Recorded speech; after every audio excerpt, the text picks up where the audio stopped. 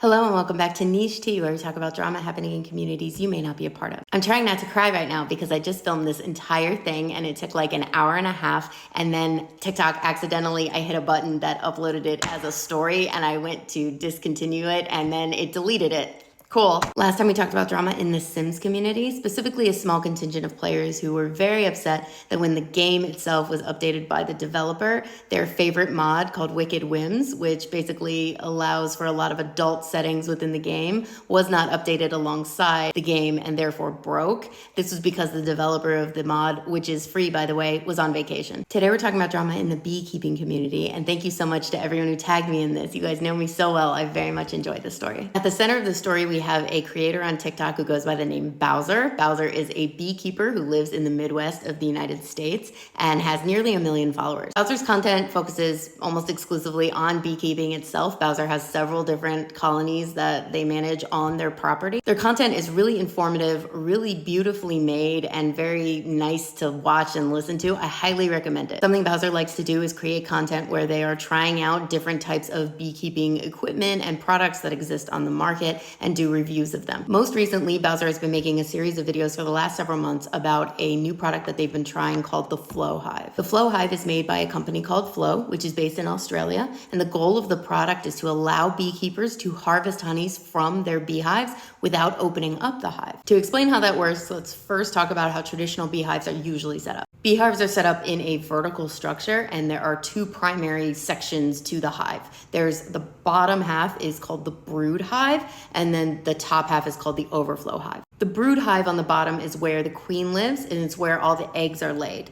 The overflow hive on top only has honey and pollen in it. There's a grate in between them that prevents the queen bee from going up into the overflow hive. It's literally a grate that's just barely the exact perfect size that regular worker bees can go up there, but the queen is too big, which is like, that seems like insane science to me. Now, if you've seen a beehive be opened up by a beekeeper before, you're probably used to seeing those panes that get pulled out. Those are called frames. On those frames is where the bees then build the honeycomb, and that's where the babies get laid and the honey gets made and all that stuff. The frames are set up in traditional beehives the same way in the brood box and the overflow box. The only difference is the queen, who is the only one who can lay eggs for baby bees, can't access the top. So the only thing on top is the stuff we want to harvest, the honey, the wax, the pollen. I didn't realize until I heard Bowser explain it that answered a question that kind of always been in the back of my mind, but it never so much so that I was going to Google it, which is, I was always worried, like when you see beekeepers pull that out and start scraping off the honey and stuff, I was like, how do you know there aren't like babies in there? Well, that's how. So the bottom is where the bees actually live, and that shouldn't be disturbed for the most part, except to help the bees continue to thrive. And then the top is where all the stuff is harvested from for the beekeepers to either keep for themselves or sell. And that process is, as I just explained,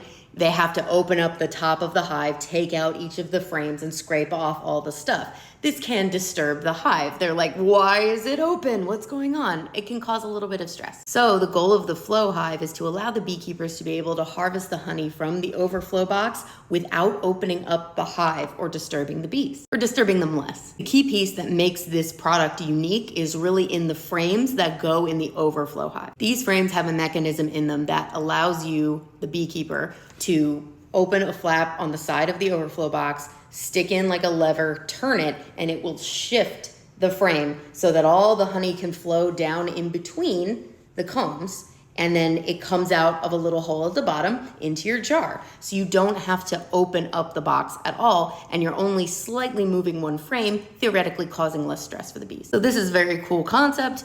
Bowser wanted to try it. Bowser decided to go ahead and buy one and document the entire process, as I mentioned before. Bowser's been talking about this on their channel through this series for the last several months as they've ordered, put together, and installed this hive with a new colony of bees. So, what happened? A good piece of information to start out with is the fact that this hive costs over $1,000 to buy, which is anywhere from 2 to 3 times the cost of a traditional hive, at least according to Bowser. Given that, the expectation was pretty high, as I think would make sense for anyone who was looking into potentially purchasing this product. The first thing that Bowser was disappointed by fairly early on in the series was when the hive arrived and Bowser was putting it together, they noticed that the frames for the brood hive on the bottom were empty, meaning they were literally just picture like a picture frame, like only the wood on the outside. Usually, or at least in Bowser's experience, frames come with some sort of foundation for the bees to build off of. This is traditionally some type of material with the honeycomb pattern kind of already on it, and then it's coated in beeswax, which allows the bees to feel more comfortable accepting it and starting to build off of it. Since these were empty, that would mean that the bees would need to make the entire honeycomb for each frame from scratch, which would take way, way longer. When Bowser brought this up to Flow's customer service team, they basically said, yeah, we just believe that this is how it should be done.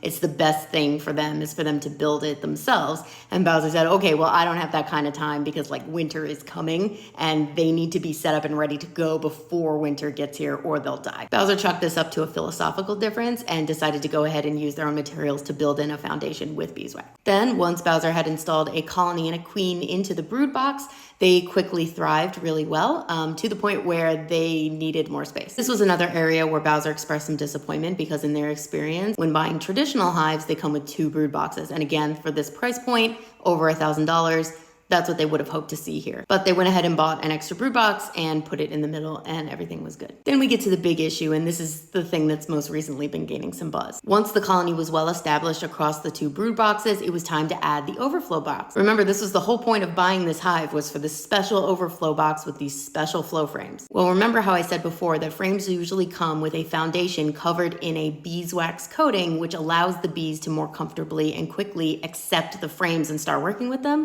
These flow frames were entirely plastic with no coating on them, and the bees said no.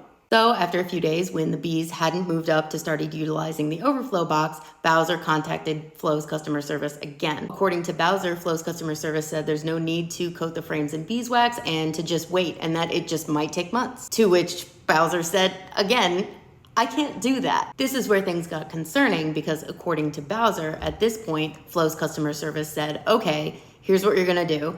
Remove the second brood box, condense the entire colony down into the first brood box and put the empty overflow box on top. That way, it forces them, they have no choice but to utilize the overflow box. This is apparently a very bad idea. If a brood box is completely full of honey and pollen, which is far more likely to happen when you have way too many bees in too small of a box, that's called being honeybound. When a hive is honeybound, the queen no longer has anywhere to lay eggs. And at that point, she looks around and goes, we're out, bye. This causes bee swarms. This is why you see big chunks of bees just like hanging out places. They have abandoned a hive that could no longer support them. Bowser claims they told the customer service rep in this same conversation that both brood boxes were 90% full, and then they still recommended this solution. And even if for some reason this didn't cause a swarm, the bottom brood box alone would not have enough food in it to sustain the hive through the winter. It would cause a colony death. And it got worse because the response to this on TikTok has been bizarre. Flow's customer service team has not followed up with Bowser about this. They left them on red functionally. But they're in comments making jokes and doubling down on the advice that they gave to Bowser as though Bowser hasn't made it clear that this would cause colony death. People have been commenting back saying, hey, you should take this more seriously. Like your tone is not great here. It sounds like you don't really care that you are causing harm. Someone commented to them, hey, you should make a video talking about this and your recommendations and your logic behind why you recommend what you do because this is bonkers looking. And the response was, we do weekly lives, you should tune in.